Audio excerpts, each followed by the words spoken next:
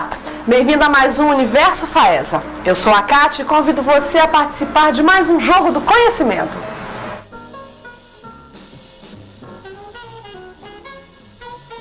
Solidão e abandono. Essa é a realidade de muitos idosos no Brasil. Infelizmente, nossa sociedade não valoriza o mais velho. No Qualidade de Vida de hoje, vamos ao Centro de Apoio à Velhice Desamparada, o lar de alguns idosos no nosso estado. No Cidadão Vitória, você vai conhecer a história da Rua 7 de Setembro, no centro da capital. Você sabe o que é metodologia? No primeiro passo, vamos discutir a importância desse conceito na vida acadêmica. E no pós-graduação, vamos conhecer uma forma atual de metodologia, a informática aplicada à educação. A mídia é considerada por muitos o quarto poder, mas até onde esse poder interfere na sociedade? Esse é o assunto do Fala Professor de hoje. E não se esqueça, continuamos em caráter experimental, aqui no Canal 6, mas em breve a gente se encontra no Canal 14, o canal universitário.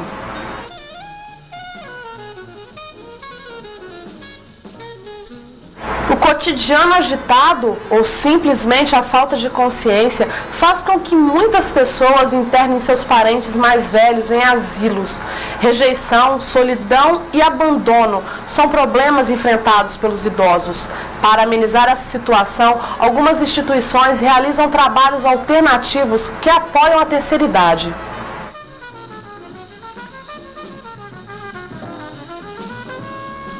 Vamos conhecer agora com o repórter Gustavo Foratini o Centro de Apoio à Velhice Desamparada, uma instituição que visa apoiar os idosos. Na medida em que a idade avança, o idoso precisa cada vez mais de atenção e carinho. Mas infelizmente, algumas famílias não têm tempo ou não querem cuidar dessas pessoas. O idoso acaba vindo morar aqui, na Sociedade de Assistência à Velhice Desamparada. A Sociedade de Assistência à Velhice Desamparada, ela desenvolve, através do ser humano, um público que nos ajuda e ajuda muito. Sem ser essa caridade pública, o asilo não poderia viver como vive. Então, temos os velhinhos que têm a sua aposentadoria. A aposentadoria, como vocês sabem, é muito pouca, porque o governo não nos dá nada, nem federal, nem municipal, nem estadual. Para a pessoa vir morar aqui no asilo, tem que ter saúde, não por velhice, porque velhice todos nós somos, mas a questão é que a pessoa tem que estar andando, tem que estar tomando conta do seu corpo ainda, com a idade, viu? Porque senão nós não podemos receber. Porque muita gente vem aqui, chega aqui, quer botar o vovô ou a vovó aqui internado. Mas a questão é que chega, a gente vai fazer uma pesquisa, a pessoa diz, não, ela não pode andar, ela não pode isso. Então nós não podemos aceitar isso, porque nós já temos muito internos e já acamados. Então nós temos poucos funcionários. Então não dá para botar todas as pessoas que chegam a bater na nossa porta como participando do asilo. Então, é necessário que a pessoa esteja, não lógico, saúde 100%, mas que esteja se locomovendo, andando. Fica no tempo a lembrança. Lembrança de quando as pessoas daqui viviam com suas famílias. Quem vive no asilo tem saudade. Saudade dos familiares que não fazem visitas, ou até mesmo de quem já os esqueceu. O meu nome é José Maria Santana, cidade é Peçanha, Minas Gerais. Há quanto tempo você está aqui? 31 dias hoje, 1 mês e 1 dia está fazendo. 1 mês e 1 dia. E há quanto tempo você não vê sua família? 51 anos. 51 anos. Eu não vejo. Não lembro deles mais não. Não lembro deles mais não. Eu saí fora deles, comecei a trabalhar pelo mundo afora. Não lembro deles mais não. Você tem filhos? Nunca casei não. Nunca tive família não. Há quanto tempo você não vê a sua família? Tem muitos anos. Muitos anos. Uns 20 anos. Saudade do meu lar, que eu tive um lar Tenho um filho solteiro que mora lá nas Minas Gerais. Tenho meu marido que mora lá também. Às vezes ele mora com outro. E eu estou aqui, feliz da vida. Aqui é bom, gente, aqui é bom demais. Lógico que aqui é a casa da gente, quando a família da gente quer a gente. Para adquirir um carnê do asilo, a pessoa querendo ajudar, é só adquirir telefonando para 223-3678, diretamente na Secretaria do Asilo, ou então para o meu telefone 223-3543, Lourdes Magalhães. Eu darei todas as informações necessárias e quanto a pessoa pode contribuir.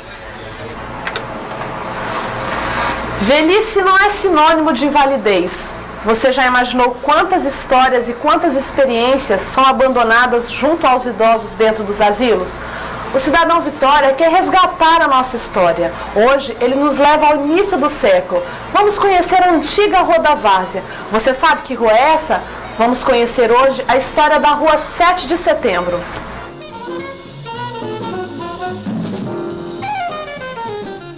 A professora de História Rosemary Lousada responde à pergunta do estudante Glauber Viana.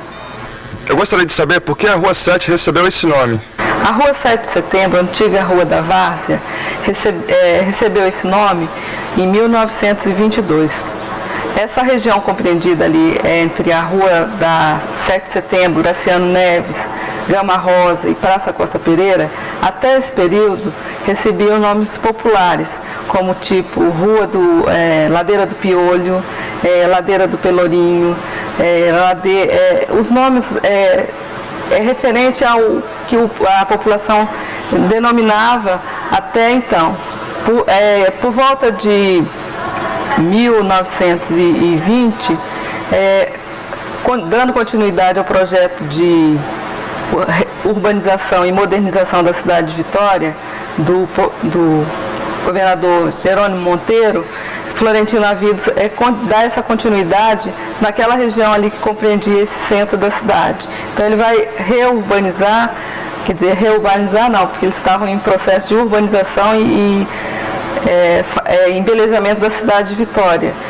Então, nesse período, eles começam a fazer calçamento nessa região, que era um calçamento precário de praticamente terra batida. Então, essa região ali da Rua 7, por ser uma região próxima à prainha, a Prainha da Conceição, que era hoje a Praça Costa Pereira, então ela é uma região que na época que chovia muito, ficava muito alagada, por isso esse nome da várzea, né, que ela recebeu.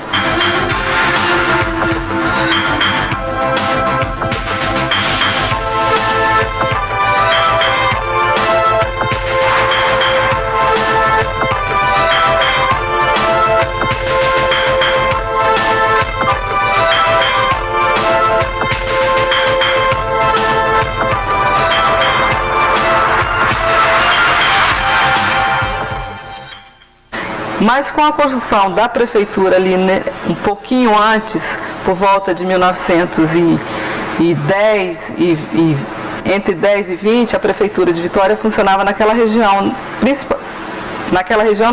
na Rua 7. Ela foi construída ali na Rua 7, onde é a Praça Ramalhete ali, professor Ramalhete, né? Então, hoje, Praça Ramalhete. Então, ela tinha ali na Rua 7 a prefeitura da cidade, então houve por bem fazer um calçamento melhor na região e urbanizar aquela parte da Praça Costa Pereira. E o prefeito que inaugurou essa praça, a Rua 7 nova, nessa época foi o prefeito Antônio Pereira Lima, que em 1922 ele colocou esse nome porque estava completando 100 anos de independência do Brasil. Então, em homenagem ao centenário, ele coloca o nome como Rua 7 de Setembro, por ser está localizado ali um edifício público também. Né? Então, a partir de 1922, ela passa a ser Rua 7 de Setembro.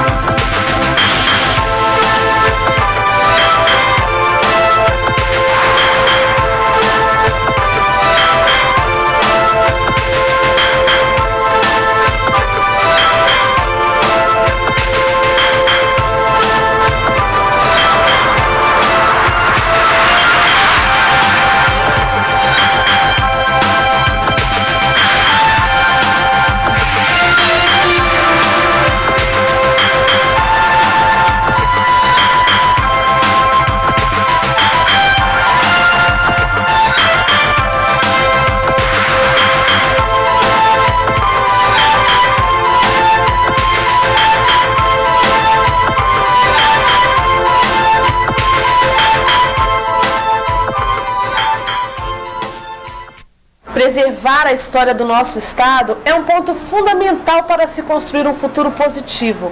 Mas para isso é preciso muito estudo, muita pesquisa. Hoje, no primeiro passo, vamos falar de metodologia, uma forma de organizar os estudos e melhorar o seu desempenho, em casa, no trabalho, dentro ou fora de sala de aula.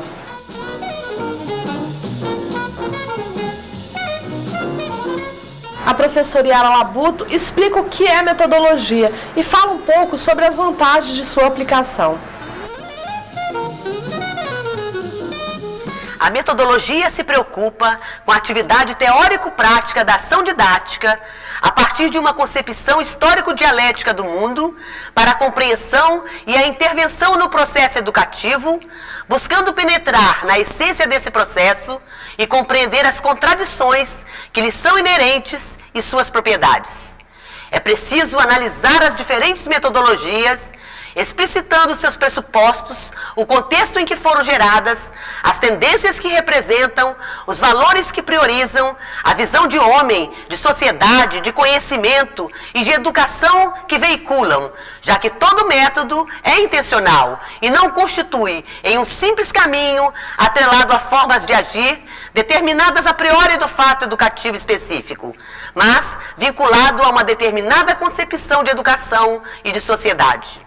Assim, o estudo dos métodos, posturas pedagógicas e teorias visam subsidiar aos alunos de pedagogia, futuros educadores, os pilares que irão possibilitar uma visão e uma ação crítica, contextualizada, comprometida social e politicamente com a melhoria da qualidade de vida com o ser humano em todas suas dimensões, pessoais e sociais, em seus aspectos cognitivo, afetivo, psicomotor, possibilitando o crescimento de suas potencialidades, como ser ético, cultural e moral, compromissado com tudo que oportunize uma sociedade melhor e um ser humano mais feliz. Mas é importante, acima de tudo, ter-se consciência que na prática docente o caminho se faz e se refaz ao andar. E nas suas andanças, o professor precisa redimensionar as influências das diferentes tendências, posturas e práticas pedagógicas e prosseguir estudando mais e mais no processo de ação e de busca constante. A busca pela melhor forma de ensino e suas novas tendências é uma atividade constante de qualquer pesquisador. A informática se tornou uma importante ferramenta para os mais diversos profissionais. Mas como essa tecnologia pode auxiliar no crescimento acadêmico de um estudante?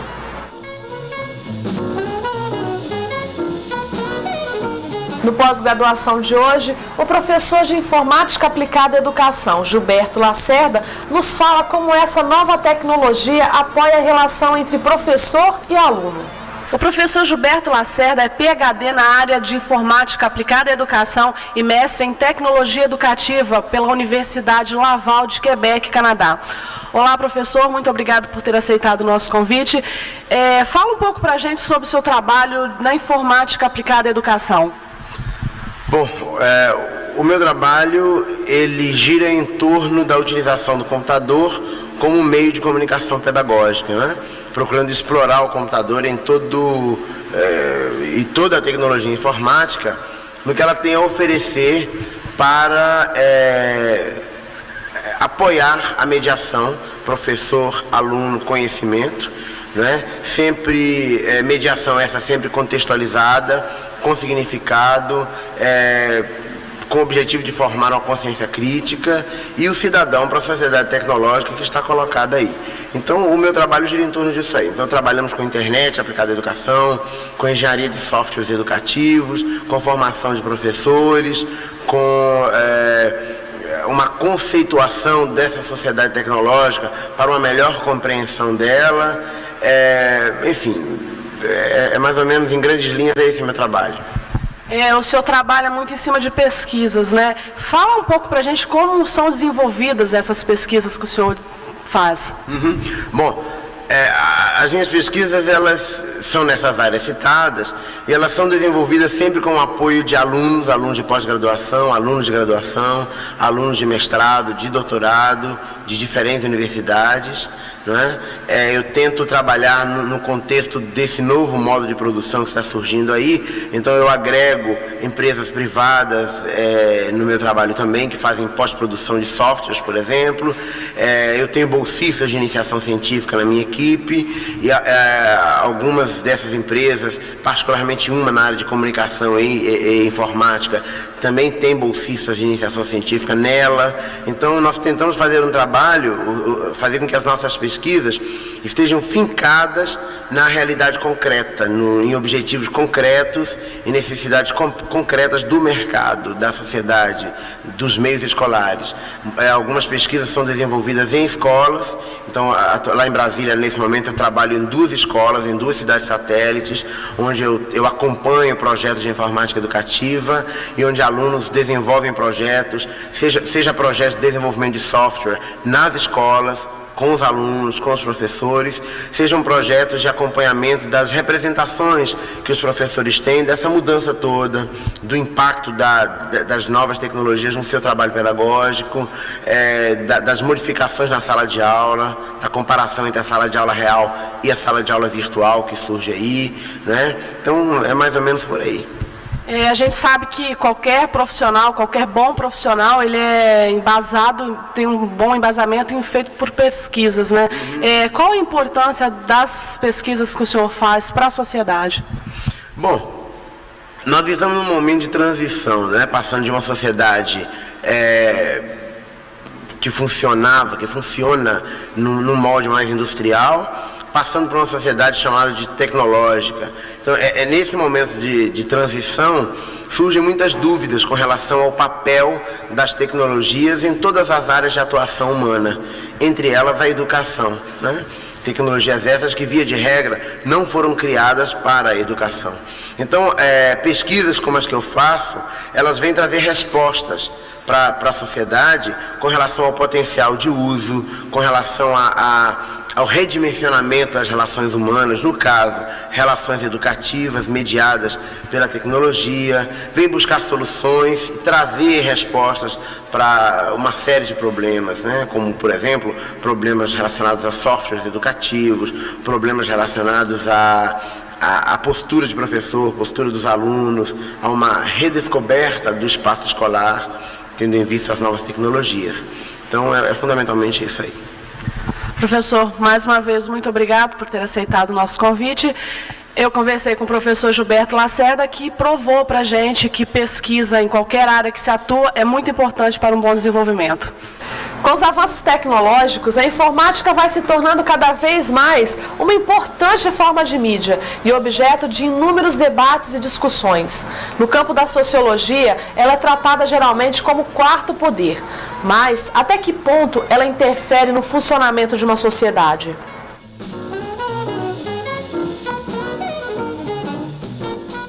A professora de teledifusão Marilene Matos responde à pergunta da aluna de jornalismo Doriene Barcelos. A mídia tem poder de eleger um presidente e de tirá-lo do poder, mas ela não tem poder sozinha. Parece confuso, mas é simples. A mídia tem poder porque caminha do lado dos poderes, executivo, legislativo, judiciário e, é claro, depende da aceitação popular. O mais perigoso não é o que a mídia divulga, é o que ela omite. Você assistiu o filme Mera Coincidência? O filme mostra de forma muito inteligente como a mídia constrói uma guerra para abafar um escândalo e eleger um presidente. Até onde ela vai, depende. São pessoas que estão por trás dessas relações, profissionais que, acima de tudo, devem lembrar de uma palavra muito simples: ética.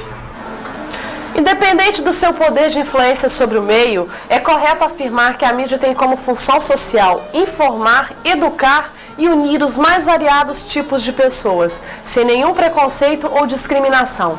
As emissoras de televisão devem buscar uma reflexão sobre os seus objetivos, afinal, elas são concessionárias de serviços públicos.